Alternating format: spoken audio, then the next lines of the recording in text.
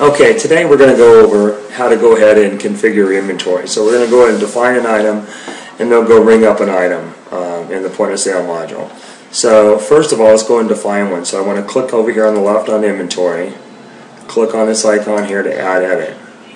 So the first thing I'm going to do is I have some tea tree shampoo.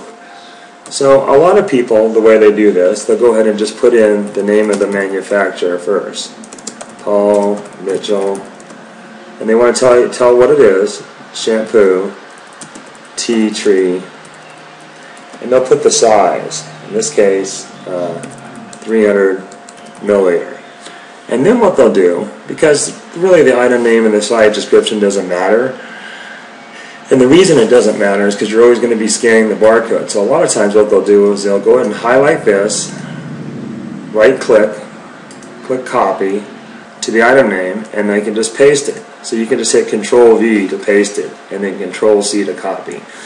But then when you get to the UPC code, what you're going to do is you're going to grab your barcode scanner, alright, and then you're just going to grab your product. Now there's no reason to create barcode labels, even though our system will create barcode labels. Just go ahead and scan the item that's right on the product. It'll put it in. So now forever, it'll know that this is going to be the 300 milliliter size of Paul Mitchell Tea Tree Shampoo. So now I want to go in and finish. Now the item price, that's going to be your retail price. What do you sell this for? So if you sell it for $15, put that in. It's going to be taxable, yes. And remember, you're going to set up your tax up in the point of sale module under setup, point of sale, setup, sales tax. You're going to put it in here. Right now I've got it set to 8.25%. Okay, going back to the item. Okay, so it's taxable. Now the professional price, that's more of a wholesale price. That's the price that you're going to sell to perhaps your stylist. So maybe that's a little bit less. Maybe you sell that to your stylist for $13. I don't know, it's completely up to you. The latest cost, this is your wholesale cost. What did you pay to buy that product? And maybe you paid $9 a bottle. The average cost field down here will just fill it in. It's going to take the average cost of all this receiving data that you enter and average it out. Now we get to the category, we don't have anything to click on. Well, I've already added shampoo. If I didn't, I would go ahead and add the category. In this case, I'm just going to pick shampoo.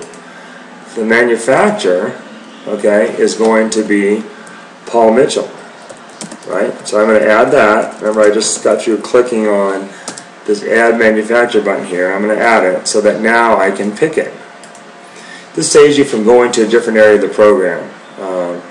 And maybe I get this from a distributor or vendor name called Wholesale